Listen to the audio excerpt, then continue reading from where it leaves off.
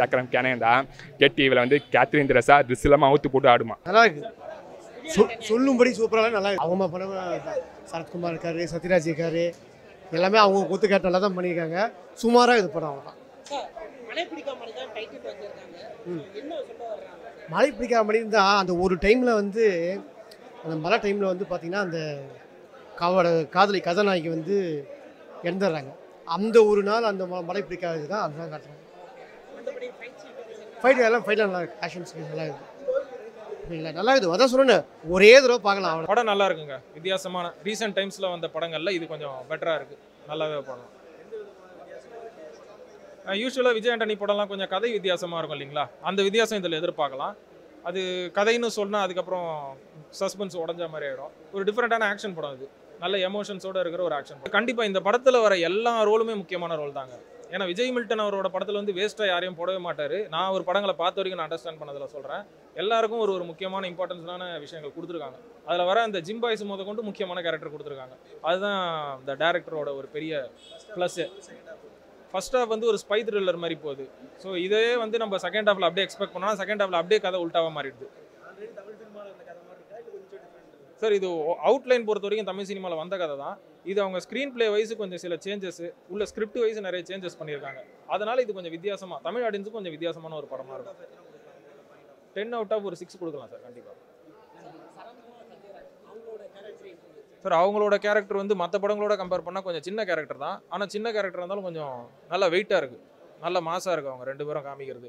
சத்யராஜ் எல்லாம் ரொம்ப வித்தியாசமாக இருக்கிற ஹாலிவுட் ஆக்டர் மாதிரி. ஏன்னா அவர் தான் ஒரு பெரிய நடிகரை ட்ரிபியூட் பண்ணுற மாதிரி காமிச்சிருக்காங்க. அது படம் பார்த்தா தெரியும்.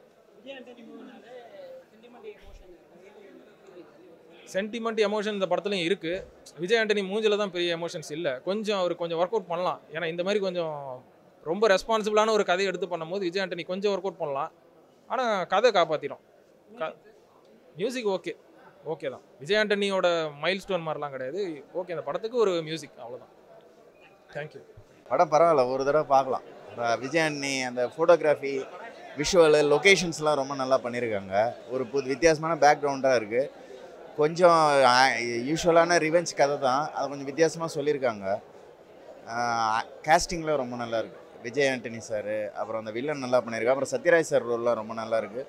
படம் வந்து குவாலிட்டியாக இருக்குது, ஒரு படமாக இருக்குது. கொஞ்சம் டெம்ப்ளேட்டில் இருக்குது, அதனால் ஒரு மாதிரி இருக்குது. கொஞ்சம் முன்னாடி எடுத்த படங்கிறதுனால கொஞ்சம் இதாக இருக்குது. மற்றபடி பார்க்கலாம், ஒரு தடவை பார்க்கலாம். அது படத்தோட பிகினிங்லேயே சொல்லிடுறாங்க, அதனால் கொஞ்சம் இதாக இருக்குது. அது கொஞ்சம் லேட்டராக ரிவீல் பண்ணியிருக்கலாம் அந்த விஷயத்த. எடுத்தோடனே டைட்டிலே வந்து மழை பிடிக்காத மனிதன்றதை காரணத்தை சொல்லிடுறாங்க. அதை கொஞ்சம் பின்னாடி செகண்ட் ஹாஃப் தள்ளி போட்டிருந்தாங்கன்னா கொஞ்சம் இன்னும் கொஞ்சம் இன்ட்ரெஸ்ட்டாக இருந்திருக்கும். பட் எனிகோ ஒரு தடவை பார்க்கலாம் படம். ஆமாம், அது ஒரு நல்ல விஷயம் சொல்லியிருக்காங்க. அதாவது ஆனால் ஆதரவற்றவங்களுக்கு வந்து வலிமையான ஒருத்தன் வந்து துணை நிற்கணும். அது எங்கே இருந்தாலும் அவனை தேடி போய் அது உதவணுங்க. அது விஜய் ஆண்டனி சாருடைய அது இயல்பான ஒரு கேரக்டர்லேயே அவர் அதை பண்ணியிருக்காரு. அவருடைய எல்லா படங்கள்லேயும் அந்த மாதிரியான ஒரு விஷயம் இருக்கும். அது இந்த படத்துலையும் பண்ணியிருக்காரு, ரொம்ப நல்லா பண்ணியிருக்காரு. அது அவருடைய இது கெட்டப்பு எல்லாமே நல்லா இருக்குது. எல்லா ஆர்டிஸ்டோட ஒரு விஜய் மில்டன் சார் ரொம்ப நல்லா பண்ணியிருக்காங்க. ஓகே படம் ஓகே. சரண்யா அவங்கெல்லாம் பண்ணியிருக்கிறாங்க, எல்லாம் நல்லா தான் இருக்குது. அந்த ஒரு தம்பி சரண்யாவோட பையனாக ஒரு பையன் பண்ணியிருக்காங்க, தான் நல்லா பண்ணியிருக்காங்க. பெர்ஃபார்மன்ஸ்லாம் ஓகே. பட் படம் முன்னாடி வந்திருக்கணும், லேட்டாக வந்திருக்கு. இது 2-3 வருஷத்துக்கு முன்னாடி வந்திருக்கணும். வந்திருந்தால் நல்லா இருந்திருக்கும். இப்போ மகாராஜாலாம் வந்துருச்சு இல்லைங்களா, ஸ்க்ரீன் பிளே பேட்டர்ன்லாம் மாறிடுச்சு. அதனால தான் அதுதான் வந்து ஆடியன்ஸ் எப்படி ரீச் எடுத்துக்கிறாங்கன்னு தெரியல. ஓகே, மியூசிக்லாம் நல்லா இருக்குது. ரெகுலரான அதான் ஒரு ஓகே. இப்போ அது பரவாயில்ல, இந்த பேக்ரவுண்ட் மியூசிக் அவருடைய ஸ்டைல் ஆஃப் மூவியாக இருக்குது. ஓகேங்க. படம் ஆரம்பிக்கும் போது எப்படி மார்க்கிறாங்க. சலீம் படம் பார்த்துருக்கீங்களா? சலீம் படத்தில் அந்த மினிஸ்டர் பையன் வந்து ஒரு பொண்ணை ரேப் பண்ணுவான், அதை அவங்க ஃப்ரெண்ட்லாம் சேர்ந்து ரேப் பண்ணுவான், அவன் சாவச்சிட்டு அப்படியே போயிடுவார். அதுலேருந்து ஸ்டார்ட் பண்ணுறானுங்க. அந்த கதையை ஆரம்பிச்சு ஒரு அனிமேஷன் மாதிரி ஜேனலில் ஒரு கார்ட்டூன் மாதிரி போயிட்டு அதுலேருந்து ஸ்டார்ட் பண்ணுறாங்க. பேசாமல் சலீம் 2னே வச்சுக்கலாம். எதுக்கு தேவையில்லாமல் மழை பிடிக்காத மைந்தன்னு சொல்லிட்டு. அது இல்லாமல் என்ன தெரியுமா சொல்ல வரானுங்க, அந்த தப்பிச்சு போயிடார்ல அந்த மினிஸ்டர் பையன் சாவச்சிட்டு, அவர் வந்து சரத்குமார் பார்ப்பாரான். சரத்குமாரை பார்த்து அந்த ஆர்மியில் ஒரு சீக்கிரம் டேலண்ட்டாக ஆக்கி விட்டுருவாரான். அப்பயே நமக்கு தெரிஞ்சு போச்சு இந்த படம் உனக்கு அவங்க ஒரு கனெக்ட் ஆகாது, ஒரு எப்படி சொல்லிட்டு கமர்ஷியல் கூட இல்லை. இது எப்படி சொல்லிட்டு கேட்குறவன் கேனையாண்டா அந்த ஒரு சீனை கேட்கும்போது ஒரு கேட்குறவன் கேனையாண்டா கேட்டு இவளை வந்து கேத்ரின் திரஸா ட்ரெஸ் இல்லாமல் அவுத்து போட்டு ஆடுமா அது மாதிரி தான் எனக்கு தோணுது. ஏன்னா அப்பயே நமக்கு தெரிஞ்சு போச்சு இந்த படம் நமக்கு ஒன்றுங்க கனெக்ட் ஆகாது.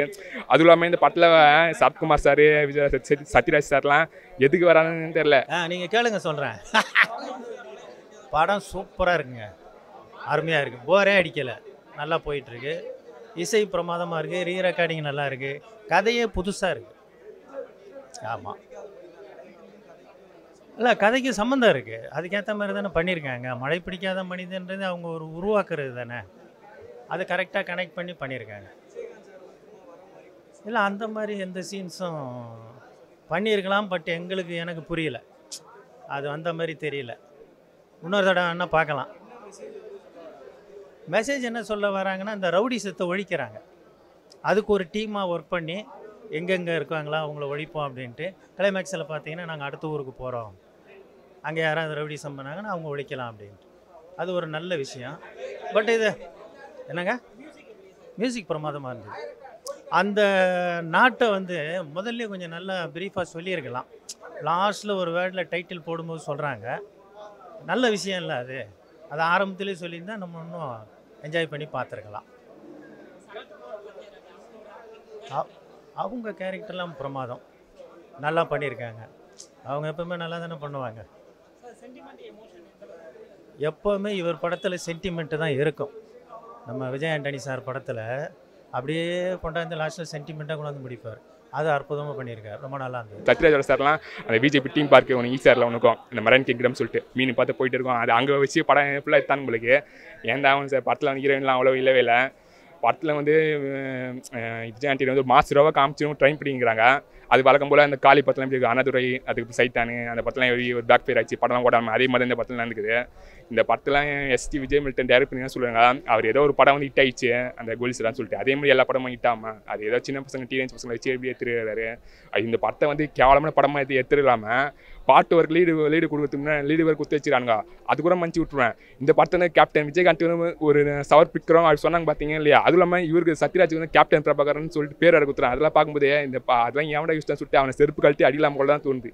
இந்த படம் வேஸ்ட்டு, தேட்டருக்கு வந்து பக்கத்தில் வேஸ்ட்டு.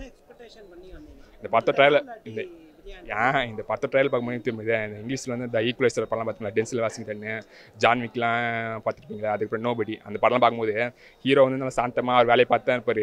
இவர் நல்லா வேலையை பார்த்துருக்கும்போது தேவையில்லாமல் ஒரு வம்புனால அவர் ஒரு அந்த வில்லன் கேங்கில் போட்டு சாவடிக்கிற மாதிரி இருக்கும். அது மாதிரி சொல்லிட்டு வந்தேன். ஏன்னா இந்த படம் பார்த்துக்கோங்க, ஜான்விக்லாம் படும்போது ஃபஸ்ட் பாட்டுலாம் அந்த நாய்க்குட்டியை வந்து சாவச்சிருவாங்க வில்லன் கேங்கு, அதை போய் அவனுக்கு வில்லன் கேங்லாம் போட்டு தரலாம். அது மாதிரி தான் இருக்குமோன்னு சொல்லிட்டு நினச்சி வந்து பார்த்தேன். இது என்னடா இது சலீம் படத்தில் உருவித்து அதிலும் கிளைமேக்ஸில் வர இதெல்லாம் பிச்சைக்காரன் டூவில் மாதிரி டைலாக்லாம் எப்படி உனக்கு வந்து 500 குடிக்குது, நீங்கள் இதை வச்சு சம்பாதிச்சு போகலான்னு சொல்லிட்டு. அதே இந்த படத்தில் டாலின்னு சொல்லிட்டு ஒரு வில்லன் காட்ட வரான். அவன் டாலி இல்லை, படம் பார்க்குறவன் தான் காலி பண்ணுறான். அப்படிதான் சொல்லுவேன். படம் வேஸ்ட்டு. படத்துக்கு ரேட்டிங் வந்து 0 கம்மியாக கொடுக்கலாம், -1 -2. அதுவும் 0 கொடுத்தாலும் சொல்லிட்டு மதிப்பு இருக்காது. 10 விஜய் ஆண்டனி நடிச்சில் ஒஸ்ட்டு பண்ணலாம். அது பிச்சைக்காரன் டூலாம் இவங்க தலை கட்டலாம், ரோமியோ மாதிரி படலாம், ஃபேமிலி டேஸ் மேலே தலையை கட்டலாம். இவங்க இந்த படத்தை எவன் தலை கட்டணும்னு தெரியல. ஃபேமிலி டேஸ் மேலே கட்டலாமா இல்லைனா படத்தை என்ன மாதிரி வாரம் வந்து பார்த்து ஒரு அந்த மாதிரி ஆளுங்க கட்ட முடியாது. வேஸ்ட் இந்த படம். எதுக்கு வந்து விஜய் ஆண்டனி ஒன்றே வந்து திருப்பி சொல்லலாம். இப்போ அரண்மனை சுதசி வந்து எப்படி பத்தக்காக எடுத்துட்டு போகிறாரு. படத்தில் ஒன்றுமே ஆகலாம், பேய் வச்சு 1 2 3 4 கொடுத்துட்டு போகிறல. அதே மாதிரி விஜய் ஆண்டனி நல்லா பக்கா அந்த பிச்சைக்காரன் ஏன்னா பிச்சைக்காரன் டூலாம் அவ்வளோ 30 கோடி 35 கோடி அவ்வளோ வசூல் வர மாதிரி இருக்குது. அது மாதிரி ஒரு பிச்சைக்காரன் வந்து பிரான்ச்சைஸாக கொடுத்துட்டு போகலாம். அப்படி தான் தோணுது. எதுக்கு தேவையில்லாமல் வேஸ்ட் இந்த படம் தான் வேஸ்ட்டு.